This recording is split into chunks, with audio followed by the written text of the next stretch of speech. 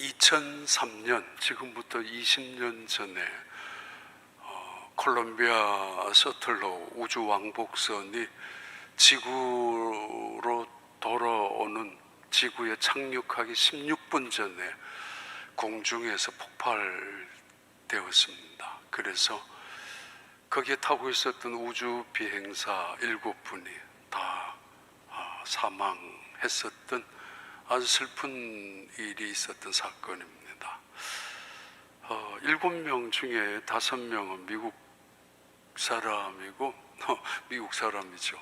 2사람은 텍사스 사람이고, 이 중에 한 사람은 인도 여자고 또 한 사람은 이스라엘 사람입니다. 일란 라모시라는 이스라엘 이 비행사, 우주 비행사가 휴스턴과 마지막 교신을 했었던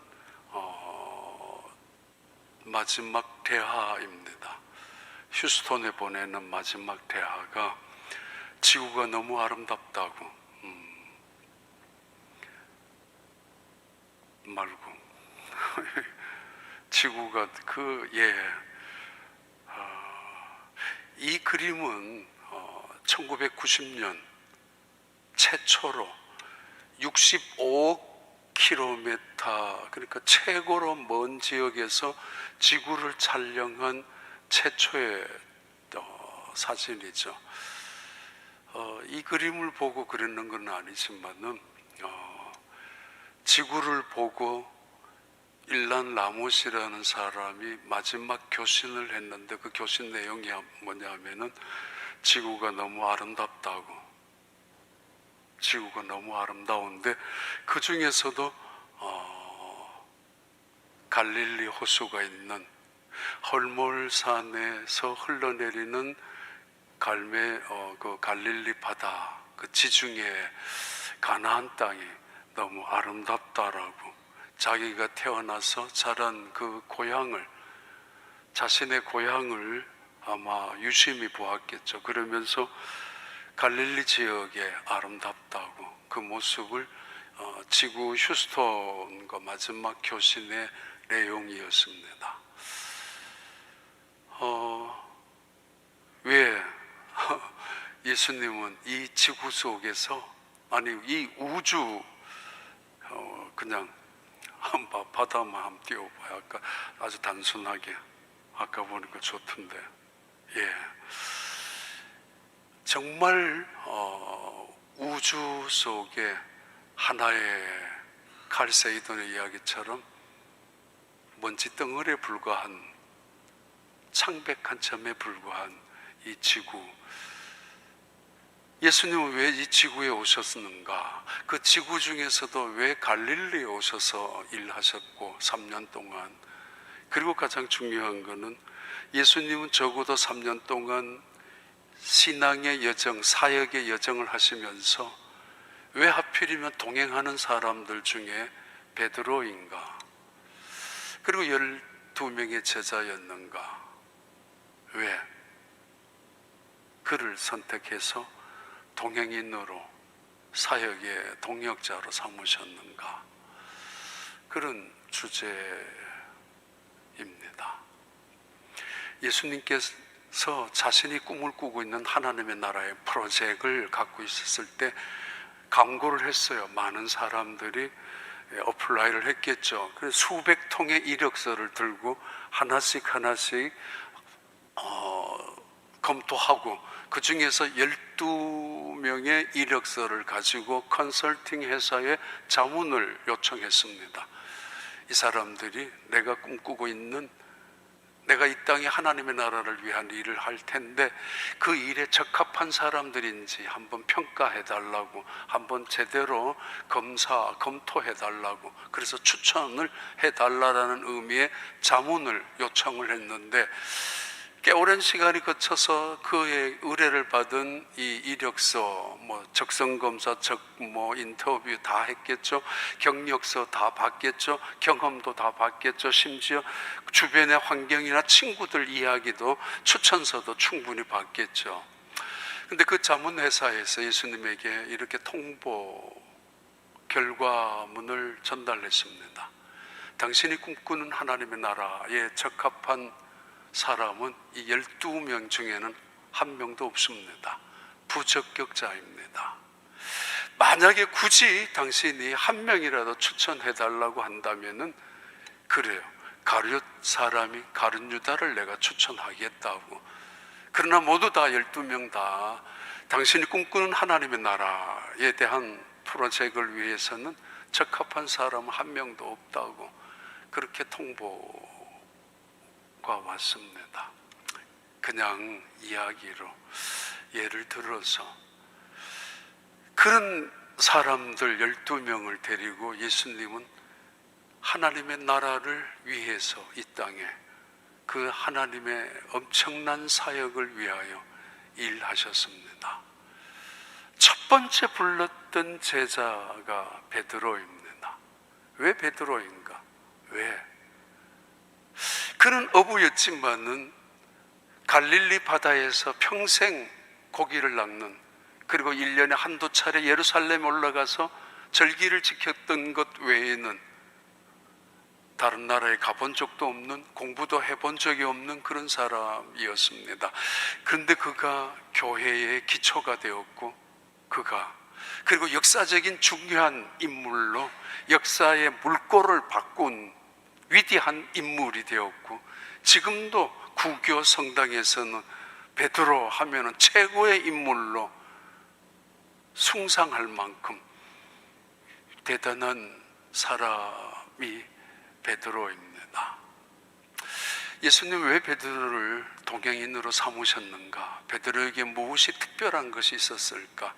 남들은 아니라고 말하고 그분은 예수님의 꿈꾸는 하나님의 나라의 사역자로서는 적합하지 않는 부적격자로 판정받았는데 어떻게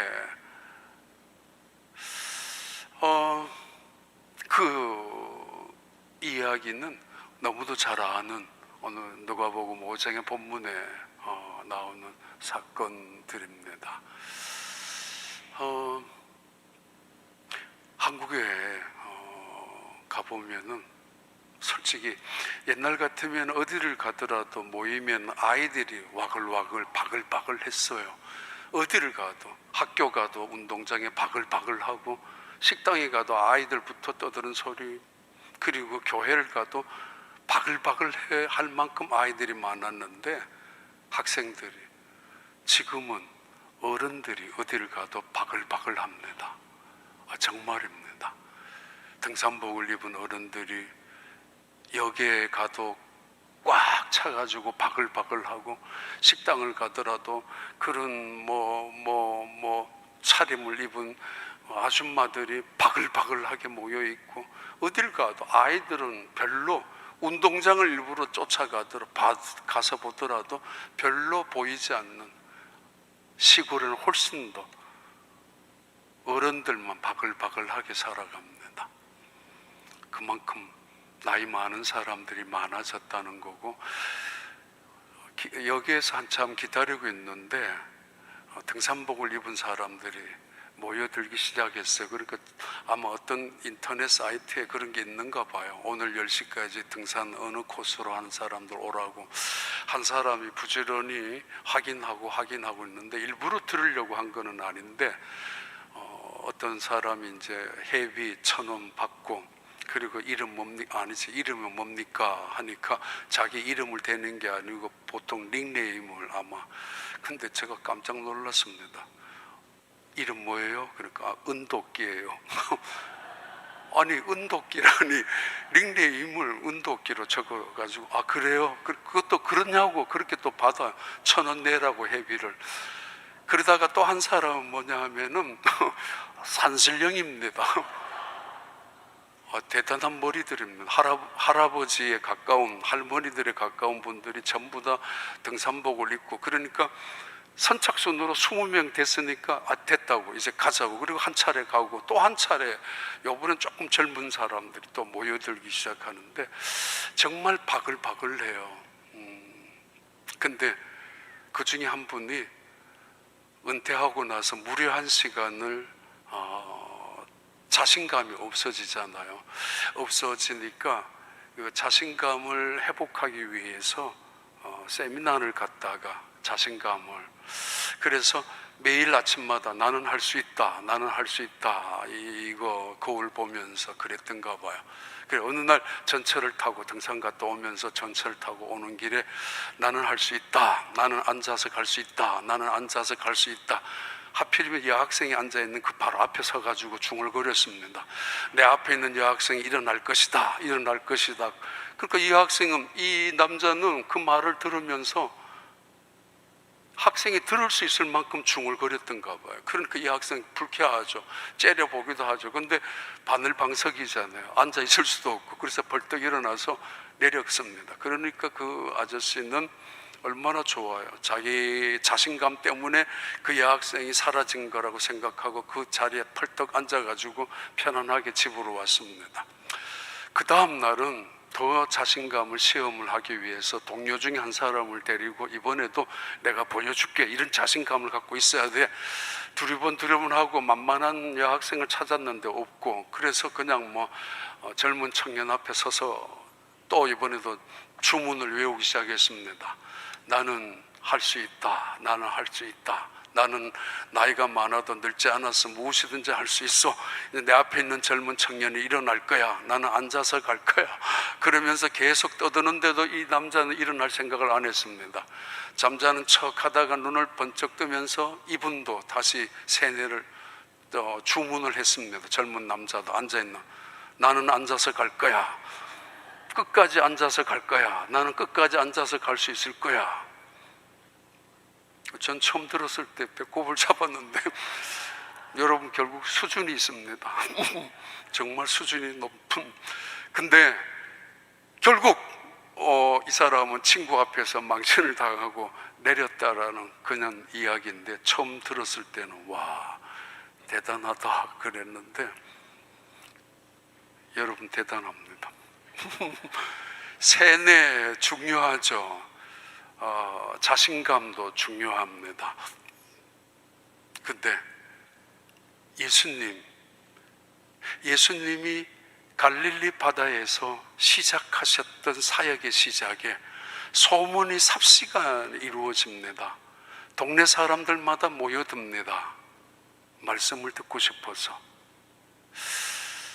어떤 경우에는 말씀을 들을 이 본문이 중요하기도 하고, 목사들한테는 또 어떤 경우에는 자신 없을 때는 교회 꼭 설교 들으러 오느냐고, 예배하러 오지, 적당히 얼마 부리기도 하지만, 아무튼 예수님이 이 세상에 오셔서 사역을 시작하시는 첫 번째 장면인데, 수많은 사람들은 예수님의 말씀을 듣기 위하여 찾아오고 있습니다.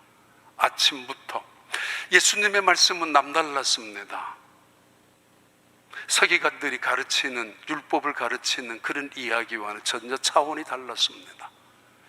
제사장들이 요구하는, 어떤 선포하는 그런 말씀, 어떤 제사를 이렇게 드려야 된다, 제물도 이렇게 바쳐야 된다라는 이야기와도 전혀 차원이 전혀 다른 말씀이었습니다. 그리고 바리새인들이 가르쳐주고 보여주는 그런 신앙인들의 태도와도 달랐습니다. 그들의 위선도 알고 있었고, 그들의 거짓도 알고 있었고, 서기관들의 가르침 속에 생명이 없다는 것도 알고 있었던 군중들은 예수님의 가르침 속에 그들은 기뻐하기 시작합니다. 마음이 가난한 자는 복이 있나니 천국이 저희 것이며 라는 말씀을 듣고 애통하는 자는 복이 있나니, 온유한 자는 복이 있나니, 그 말씀을, 파격적인 말씀이죠. 지금까지는 들어본 적이 없던 말씀이죠. 서기관들이 한 번도 그렇게 가르쳐 본 적도 없는 그런 말씀을 들으면서 그들은 위로를 받았고, 그리고 그 말씀 속에 격려를 얻었고, 그 말씀 속에 오히려 소망을 갖게 됩니다. 무엇을 위하여 입을까 먹을까 염려하지 말고 먼저 그의 나라와 그의 의를 구하라, 그리하면 이 모든 것을 너에게 더하실 것이라 라는 이 예수님의 산상수훈의 주옥 같은 말씀은 제사장들이 던져주는 말씀과도 전혀 다른 말씀이었습니다. 그리고 희망이라고는 하나도 없었던 그 시대를 살아가는 이 이스라엘 백성들, 절망 속에 소외된 자로서 불쌍하게 가난함의 그 굴레 속에서 벗어날 수 없는 희망이라고는, 미래라고는 없었던, 꿈을 꿀 수도 없었던 그 세대에 예수님이 선포하는 그 말씀은 그들의 미래였고 희망이었습니다. 뭔가 새로운 일이 일어날 것 같은 기대감이 있었습니다. 그래서 그들은 아침부터 그 말씀을 듣기 위하여 모여들기 시작했습니다. 너무 많은 사람들이 모여들어서 예수님은 뒤로 밀리다가 호수 가까이 점점 더 밀려가면서 어쩔 수 없이 마침 있었던 배 두 척 중에 배 한 척을 띄워서 배를 타고 군중들에게 계속 말씀을 하셨습니다. 이때만 하더라도 군중들은 기적을 보기 위하여 나타난 것이 아니라, 모여든 것이 아니라 새벽 일찍부터 눈을 부비면서 해가 뜨기를 기다리면서 달려나온 이유는 하나님의 말씀이었습니다. 말라기 선지자 이후에 적어도 400년 동안이나 하나님의 살아있는 말씀을 선지자들을 통하여 제대로 들어본 적이 없었던 그 시대에, 어쩌면 거짓 선지자들이 외치고 떠들어대었던 그 시대에 정말 하나님의 선지자가 제대로 된 말씀을 던지고 있다라는 그 소문이 퍼지면서 그들은 잠을 설쳐가면서 새벽부터 이 갈릴리 바다에 모여들기 시작하는 것입니다. 너무 많아서. 그러면서도 한 사람도 떠나가지 아닌 그 군중들이 점점 모여들면서 배 한 척에 몸을 의탁하면서 그는 설교를 계속했습니다. 집에서 드라마를 보면은 눈이 떨어지지 않죠. 요즘이야 뭐 별별 방법이 다 있으니까. 옛날에 드라마를 보면은 그 순간 놓칠까봐 부엌에도 가지도 않으려고 하죠. 심지어 화장실도 안 가려고 하죠. 잠깐 화장실에 가더라도 화장실 안에서 소리치죠. 어떻게 됐어? 죽었니? 살았니? 떠났니? 안 떠났니? 뭐 어떻게 돼서? 아니면 문도 열어놓고 크게 볼륨을 틀으라고. 그거 놓치면 아까워서. 영화 한 편 봐요. 대단한 영화, 그 스펙트컬한 굉장한 웅장한 영화 언제 끝났는지 모르게, 아니 벌써 끝났어? 조금도 놓치고 싶지 않는 마음으로 몰입되죠. 수십억, 수백억을 투자한 한 편의 영화들은 대단한 거죠. 스포츠 경기 관람할 때 화장실 안 갑니다. 그거 내 없을 때 골이 터지거나 내 없을 때 역전이 되거나 또는 무슨 일이 터질까봐 조마조마하면서도 절대로 한눈 파지 않고, 그리고 몰입 이상의 응원하고 흥분합니다. 그 경기장 안에서 말입니다.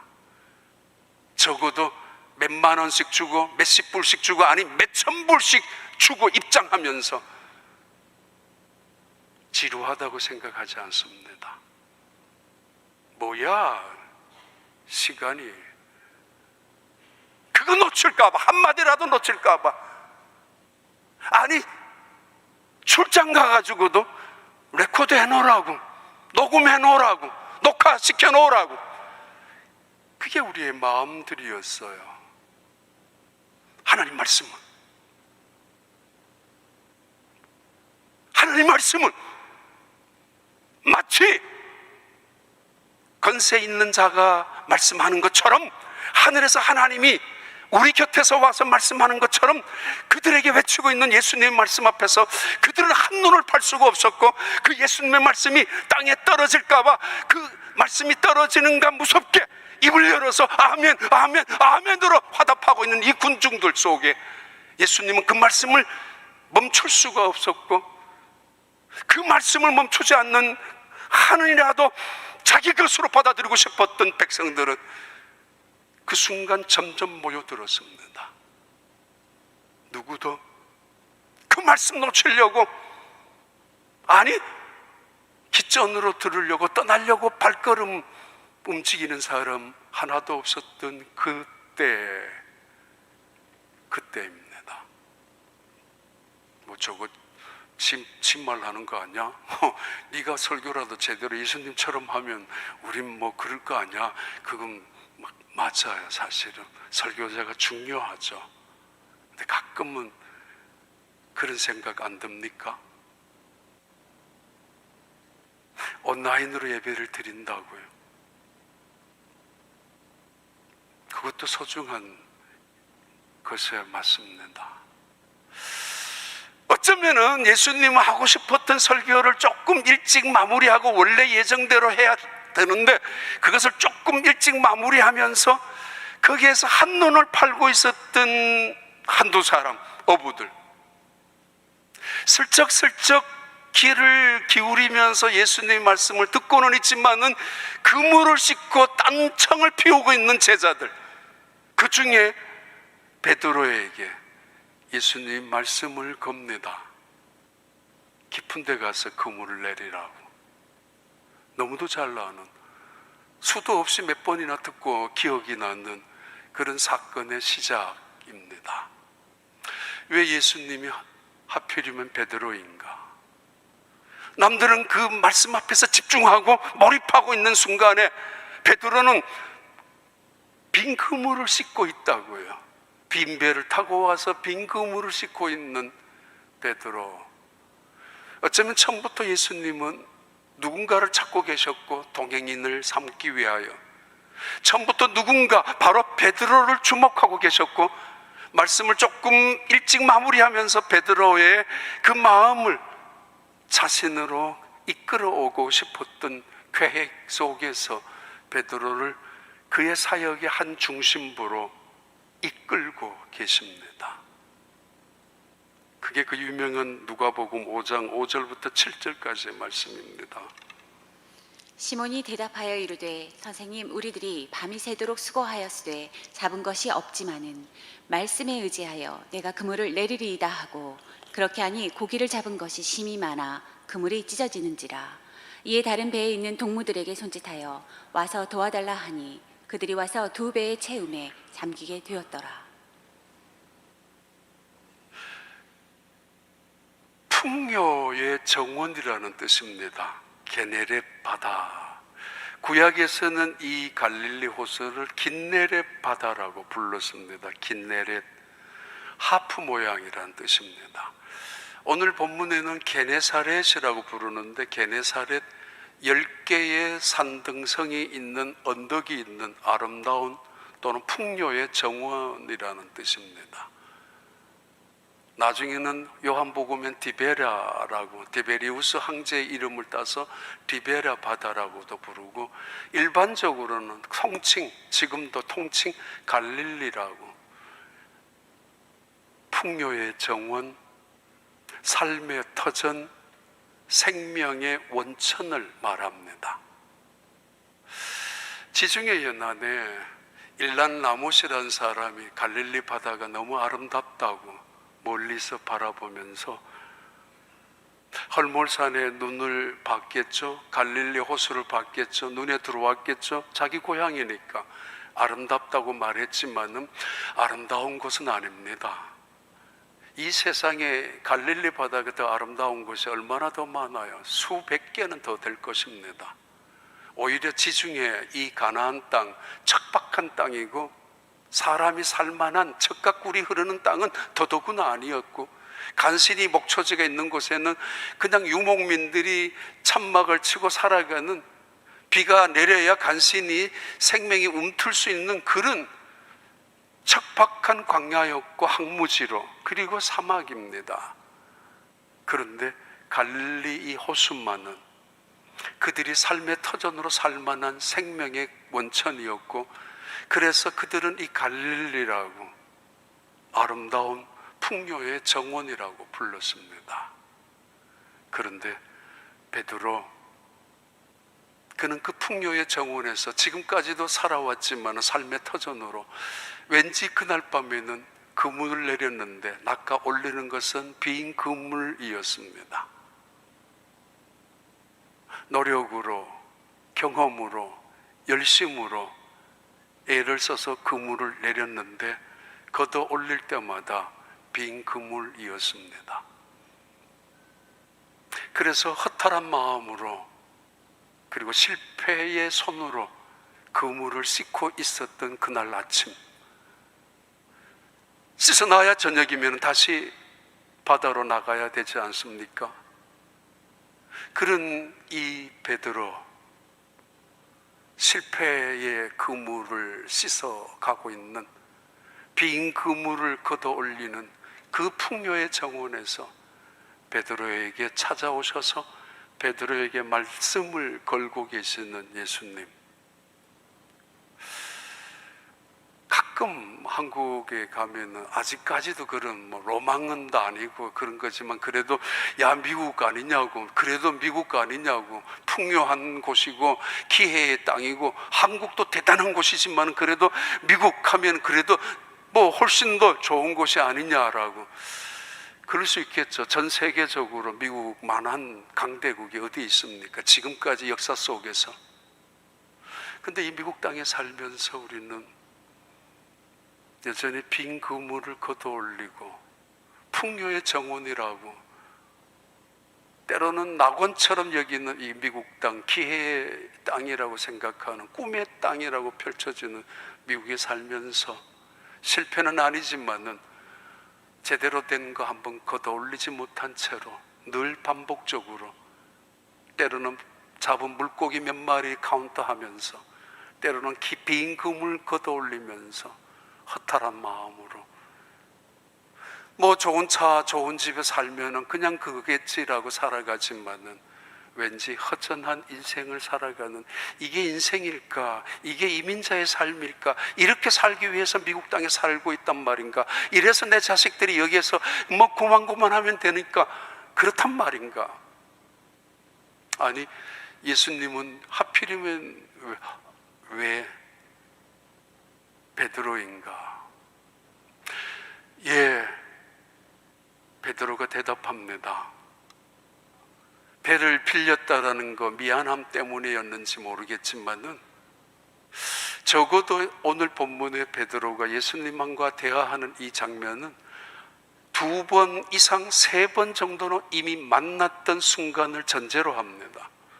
안드레가 형이었던 베드로에게 예수님을 소개할 때가 한 번 있었고, 요한복음의 1장에, 그리고 마가복음에는 베드로의 어머니 장모님이 열병을 앓았을 때 고쳐준 사건도 또 한 번 있었다면은 적어도 2번 이상 3번째 걸쳐서 만남의 사건입니다. 이미 알고 있었던 베드로, 그런데 그가 빈 그물을 싣고 있는, 어쩌면 패배의 잔을 마시고 있는 그에게 말씀을 건네는 것입니다.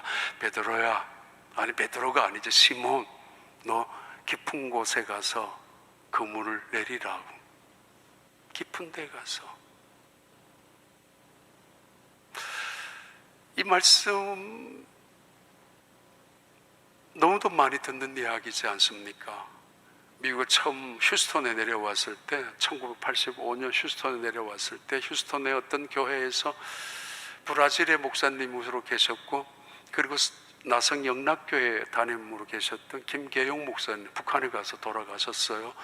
그분이 어느 교회에서 집회를 하는데 이 말씀을 하셨어요. 깊은 데 가서 그물을 내리라고.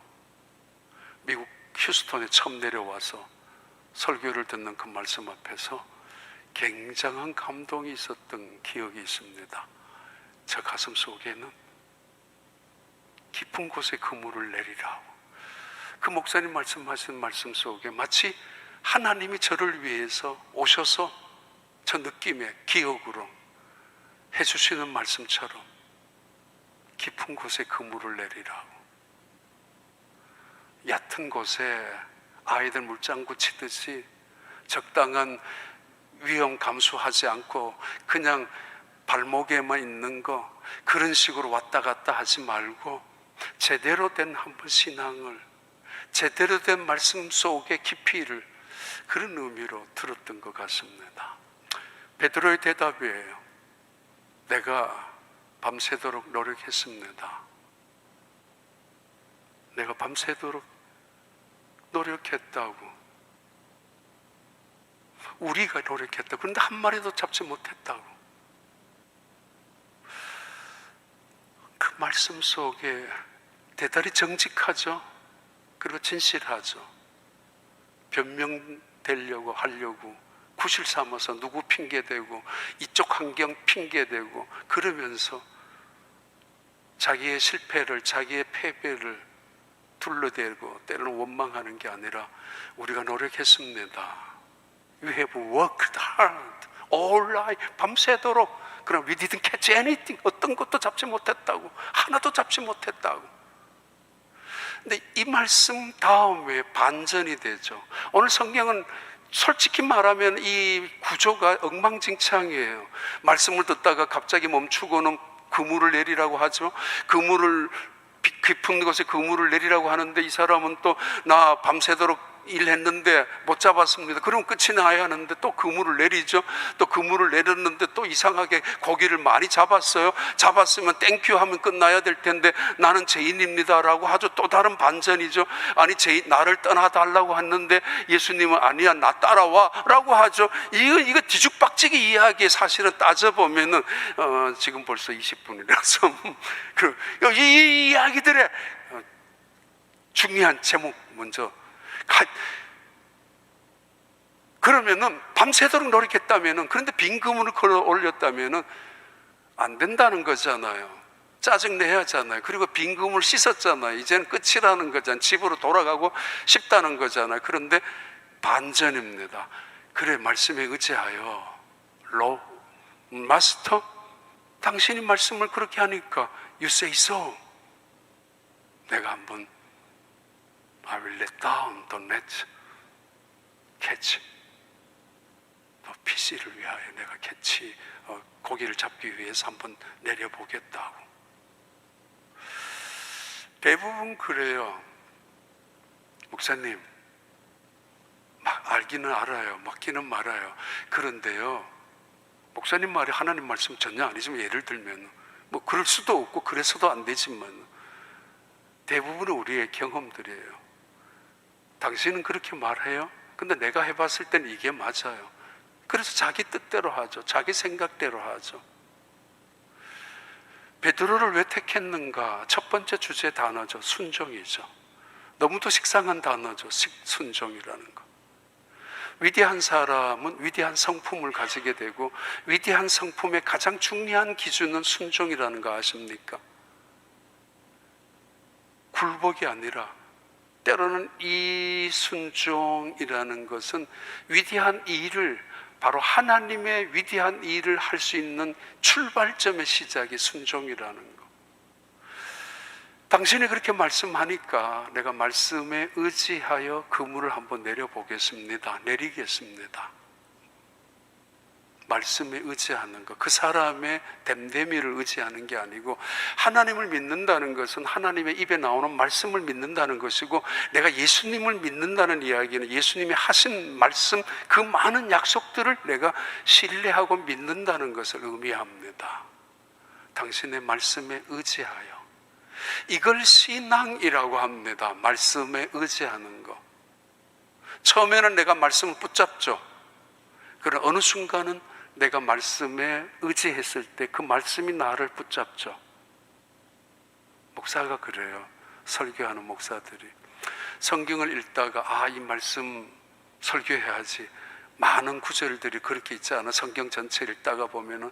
그래서 그 말씀을 내가 요리하고 또는 말씀을 또 이용해서 설교할 때가 있죠. 그러나 어느 순간은 그 말씀의 은혜를 받죠. 내가 그 말씀에 붙잡히죠. 그 말씀 속에 묻히죠. 그 말씀이 나를 사로잡죠. 다릅니다.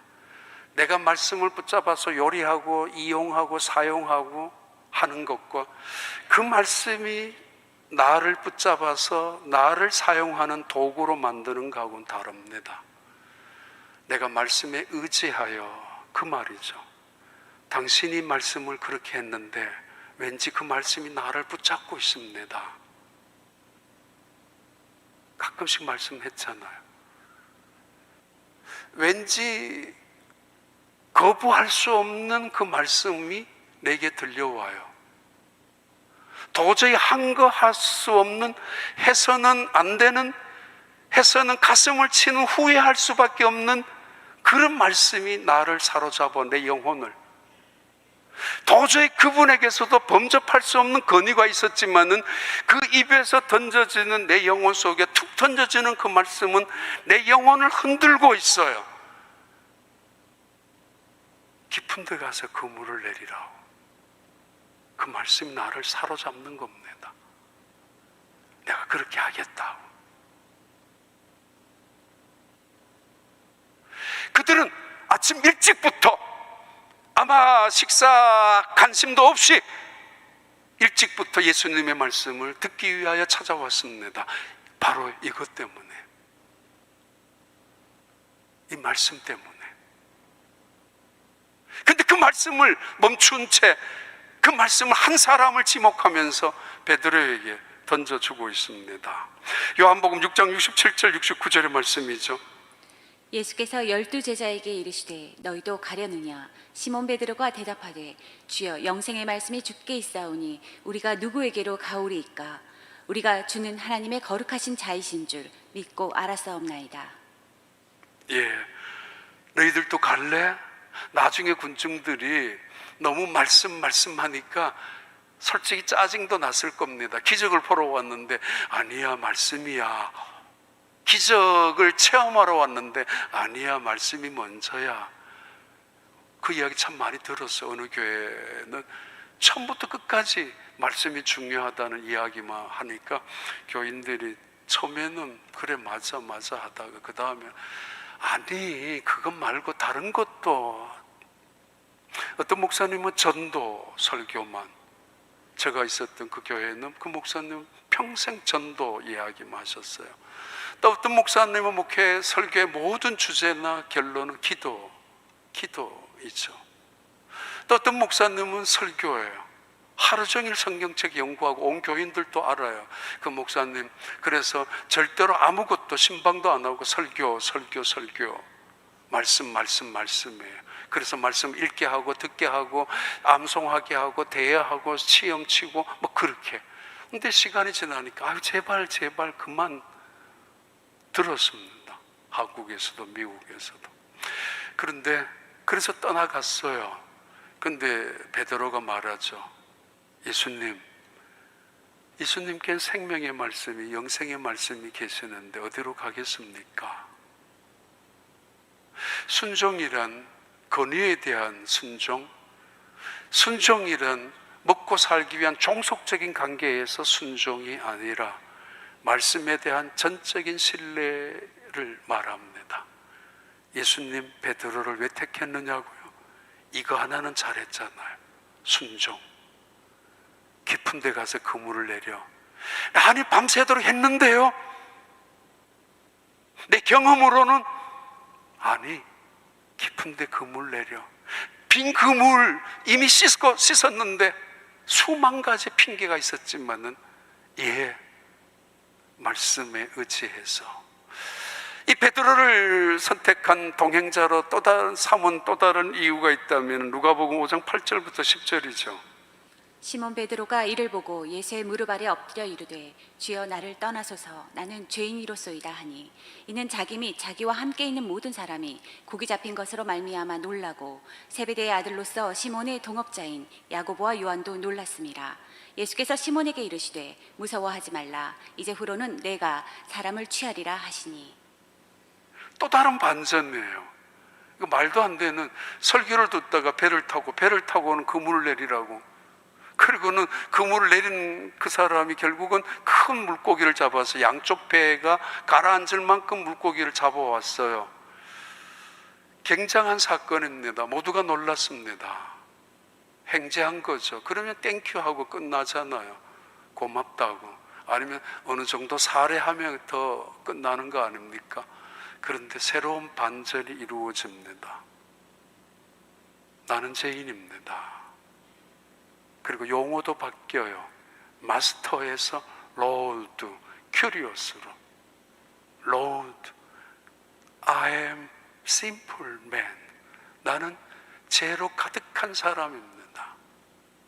베드로가 지은 죄가 얼마나 많았겠습니까? 남들보다가 무슨 악한 짓을 많이 했겠습니까? 평생 갈릴리 어부나했었던 그 사람이 무슨 사기나 치고 돌아다닌 적이 있겠습니까? 그런데 그는 내가 죄인이라는 거 고백합니다. 누구를 동행인으로 삼는가? 누구와 동행하면은 그 사역이, 아니 그 여정이 기쁠까? 겸손한 사람입니다. 두 번째 단어는 겸손이에요. 가장 소중한 단어이고 가장 기본적인 단어, 새로울 것이 없는 단어, 익숙한 단어입니다. 순종은 겸손에서부터 이루어지는 것입니다. 그게 진실한 순종이기 때문입니다. 그 유명한 칼 세이돈이 우리 지구를 보면서 했던 이야기죠. 아까 처음에 한번 지구 한번 해봐요.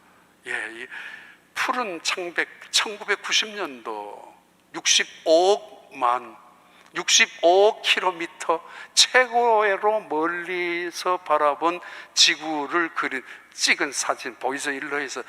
근데 칼 세이돈 코넬 대학교의 우주천체학 교수이고 우주물리학을 지구과학으로 대중화로 바꾸어 나가 시도했던 대단한 사람입니다.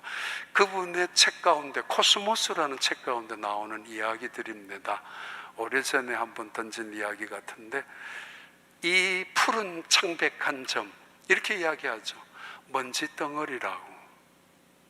그 먼지 위에 부자도 살았고 가난한 사람도 살았고 강한 사람도 살았고 약한 사람도 살았고, 그리고 대단한 영웅도 있었고 그렇지 못한 사람도 살았고, 대단한 스타들도 있었고 그렇지 못한 사람들도 살다 갔는데, 우리가 배워야 될 거 하나는 겸손이라고.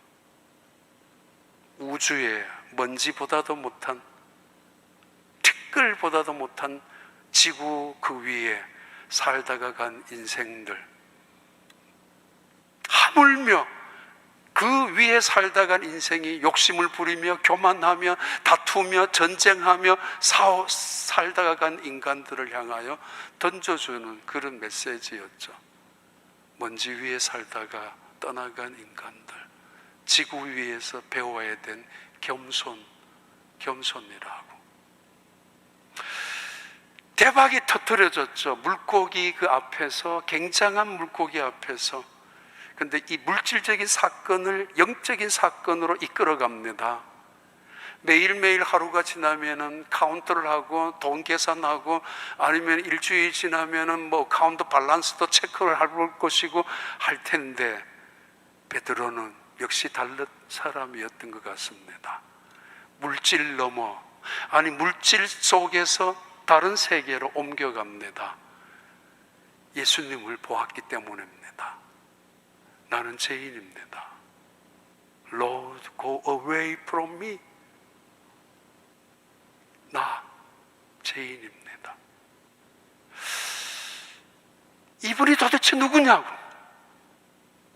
지난 밤에, 사실은 고기들을 밤에 잡아야 되잖아요. 더욱구나 물고기들 그물을 내리기 위해서는 낮이면 태양빛에 의해서 그물 다 보이잖아요. 아무리 물고기 IQ가 낮다 할지라도 그게 잡힐 수가 있습니까? 대낮에. 더군다나 갈릴리 바다는 깨끗한 바다 호수 아닙니까? 담 좋고 호수로. 깊은 곳은 200m, 얕은 곳은 20m. 뻔히 보이는. 그런데도 물고기를 잡았어요. 엄청난 물고기를 횡재한 거죠. 이 사람의 전화번호라도 물어야 되고, 그 사람 앞에 가가지고 고문으로, 자문위원으로 모셔야 되잖아요. 상관없습니다. 물질이 보이지 않습니다. 물고기가 보이지 않습니다. 그는 자신을 돌아봅니다.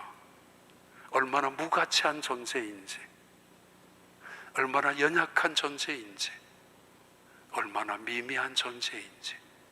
평생 바다라고 하면은 잔뼈가 굵었고, 평생 어부라고 하면 그 중에서도 리더격이었던 이 베드로, 그의 경험, 그의 익숙한 노련한 파도더미와도 싸울 수 있는 대단한 사람, 이 베드로. 근데 그는 전문가입니다. 비전문가인 예수님 앞에 무릎을 꿇습니다. 나는 죄인입니다. 나를 떠나세요. 예수님을 만난다면, 하나님을 만난다면 만난 사람들의 태도, 놀람 아닙니까? 두려움 아니겠습니까? 내가 얼마나 때로는 더러운 악한 죄인인지를 돌아보는 것. 내가 죄인입니다. 이 고백 한 번 없이 예수를 믿는다면은 우린 주님을 만난 적이 없다라는 이야기일 수도 있습니다.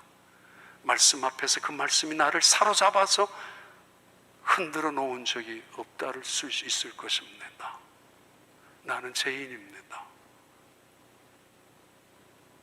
밤이 새도록, 아니 며칠 몇 날을 내 죄 때문에 눈물을 흘리고 통곡해하는 사람들, 그래서 그 눈물이 나를 씻어주는 내 영혼을, 또 내 마음을 씻어가는 경험, 주님을 만난 사람들의 경험입니다.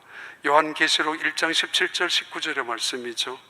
내가 볼 때에 그의 발 앞에 엎드려져 죽은 자 같이 되매 그가 오른손을 내게 얹고 이르시되 두려워하지 말라. 나는 처음이요 마지막이니 곧 살아있는 자라. 내가 전에 죽었었노라. 볼지어다 이제 세세토록 살아있어 사망과 음부의 열쇠를 가졌노니 그러므로 내가 본 것과 지금 있는 일과 장차 될 일을 기록하라. 사도 요한은 반모섬에서 예수님을 만납니다. 그는 죽었습니다. 죽은 자처럼 되었습니다. 예수님을 만났기 때문입니다. 그게 만난 사람들의 경험이죠. 나는 이제 죽었다고. 사도 바울의 고백이죠. 죽는 것 같은데 살아나고, 죽으려고 하는데 안 죽고, 죽었다가 다시, 그게 우리의 고민이기도 합니다. 사도 바울은 날마다 죽는다고, 주님 앞에서. 그래 빨리 결론을 드리면은 누가복음 5장 10절 11절의 말씀입니다. 세베대의 아들로서 시몬의 동업자인 야고보와 요한도 놀랐습니다. 예수께서 시몬에게 이르시되 무서워하지 말라. 이제 후로는 내가 사람을 취하리라 하시니 그들이 베드로를 육지에 대고 모든 것을 버려두고 예수를 따르니라. 왜 베드로였는가? 아니, 예수님은 제자들을 부르십니다. 지금도 부르세요, 제자로. 마데테스라는 제자의 뜻은 주님이 부르신다라는 뜻입니다. 부르신다. 그리고 길을 따라 나서는 동무로 부르신다는 것입니다. 길을 따라 나서는 신앙의 동행인으로 부르시는 마데테스. 세 번째 의미는 배우는 사람. 길을 같이 따라다니면서 배우는 거죠. 말 한마디라도 배우고, 태도 하나라도 배우고, 앉고 일어서는 것도, 사람에게 인사하는 것도 배우는 태도, 그들을 제자라고 부릅니다. 예수님은 왜 마데테스 제자로 12명을 택했고 그 중에 첫 번째 이 베드로를 택했는가? 그는 순종할 줄 아는 사람, 적어도 이것만큼은 분명한 사람. 두 번째, 그는 겸손한 사람, 물질 앞에서도, 세속적인 문제 앞에서도, 세상 앞에서도 영원한 영적인 세계로, 믿음의 세계로, 예수 그리스도를 바라보는 세계로 옮겨갈 줄 아는 그런 영적인 사람, 탐욕을 내려놓을 줄 아는 사람. 세 번째, 그는 헌신의 사람이었습니다. 뒤죽박죽이에요. 나 죄인입니다. 나를 떠나세요 라고 하면, 그래 알았어, 너 맞아, 너 그런 게 맞아. 그런데 예수님 말씀합니다.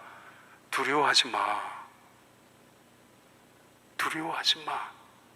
Don't be afraid. 두려워하지 마라. 경외심이죠. 하나님 앞에서 떨리는 마음이죠. 어찌 우리가 교회가 세상과 똑같은 집단일 수 있겠습니까?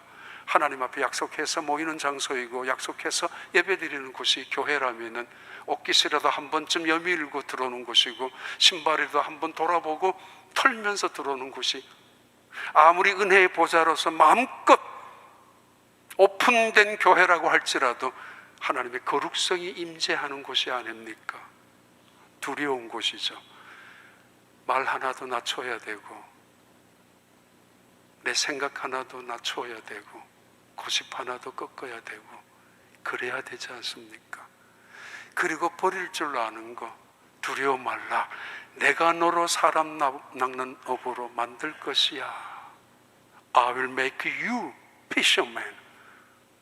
지금까지 물고기를 잡아 올리고, 지금까지 돈을 가지고 움켜잡고, 지금까지 세상 속에 살아왔던 때로는 무의미한 인생의 무가치한 존재로, 아니 때로는 그것 때문에 실패자로 패배자로 끈끈이 살아가고 어쩔 수 없이 얽매여 살아가는 매일 반복적인 이민자의 삶 속에서 그냥 그렇게 살아가지만은 어느 날부터 똑같은 인생인데 똑같이 그물을 내리는데, 이제는 그 물고기를 올리는 것이 아니라 사람을 낚아 올리는, 사람 낚는 어부가 된다고.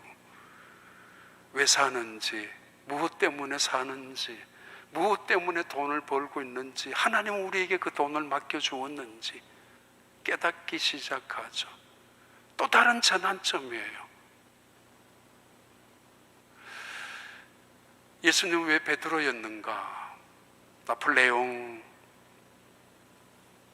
러시아에서 전쟁에 패배해서 철수할 때에 얼어붙은 강을 깨트리고 이제 철수하는데, 그 공병대 부대원들에게 부교를 만들잖아요. 그래서 마차도 지나가고 말도 지나가고 동료 병사들이 후퇴하도록 만들어주는 다리를 만들었는데, 다리를 만들고 이제 남아있는 폐잔병들이죠. 대부분 철수했는데, 이제 강 속에서 그 부교 다리를 붙잡고 있었던 공병대 대원들한테 명령을 했습니다. 철수하라고, 너희들도. 그런데 강 속에서 다 얼어서 죽었습니다. 얼어서 죽었습니다. 그걸 충성이라고 합니다. 그걸 목숨을 버리는 충성, 헌신이라고 합니다. 베드로, 날 따라오라고. 두말하지 않고 배와 그물을 버려두고 삶을 포기하고 다 내려놓고, 내 인생의 주인인 것을, 내가 주인이었던 것을 다 내려놓고 이제는 예수님을 내 인생의 주인으로 믿고 따라가는 시작. 배와 그물을 버려둔 채로. 임직자 훈련할 때 이 말씀도 드렸습니다. 유진 앨런의 트루먼 대통령부터 레이건 대통령 때까지 주방장 역할을 했었던, 식당에서 일했었던 백악관의 유진 앨런, 8명의 대통령을 섬겨왔었던 그분에게 수많은 작가들이 찾아와서 당신이 바라본 대통령들의 이야기를 조금씩이라도 해달라고, 그러면 내가 당신 이름으로 큰 책을 만들면 틀림없이 떼돈을 벌 거라고. 아니라고. 내가 돈 벌려고 주방에 오래 있은 거 아니라고, 돈 때문에. 방송 작가들이나 방송의 앵커들이나 인터뷰를 요청했습니다. 한마디만 해달라고. 어떤 대통령이 괜찮았느냐고, 그런 비슷한 뉘앙스만 핑겨달라고 했습니다. 나는 내 이름 석자에 그냥 백악관의 주방에서 일한 사람으로 충분하다고. 돈 욕심, 명예 욕심 하나도 없다고. 유진 앨런이라는 나이 드신 흑인의 이야기입니다. 왜 베드로인가? 그는 순종하는 사람. 왜 베드로였는가? 이 세상 수많은 사람들 중에 베드로는 안 돼! 급한 성격이고 때로는 나서기 좋아하고, 아니 그래도 그는 철저히 겸손할 줄 아는 사람, 때로는 돌아볼 줄 아는 사람, 그리고 헌신하고 충성할 줄 아는 사람. 어찌 아무나 택했겠습니까? 어찌 아무나 택해서 그가 어쩌다가 우연히 교회의 기초가 되었고 역사의 중심, 위대한 인물이 되었겠습니까? 아닙니다. 그는 예수님께도 눈여겨본 사람이었지만은, 그리고 태어난 품성을 갖고 있었던 신실한 사람이었고, 그리고 예수님으로부터 끊임없이 훈련받은 사람이었습니다. 그래, 기도하겠습니다. 하나님 아버지, 주의 은혜로 살아가는 저희들 감사합니다. 감사합니다. 언제나 주님과 동행하는 우리의 신앙의 여정의 발걸음 순종이 있게 하시고 겸손함이 있게 하시고, 그리고 헌신과 충성이 있게 하여 주옵소서. 에녹이 하나님과 동행했듯이, 동행하는 그 마음속에 언제나 하나님을 기쁘게 했듯이 동행하는 우리의 발걸음이 주님을 무겁게 하는 것이 아니라 기쁘게 하며 오히려 행복해 할 수 있는, 그것을 통하여 우리가 더욱더 감사하며 기뻐하며 은혜 속에 걸음걸음을 옮겨나가는 신앙의 여정의 사람들이 되게 하여 주시옵소서. 예수님 이름으로 기도하옵나이다.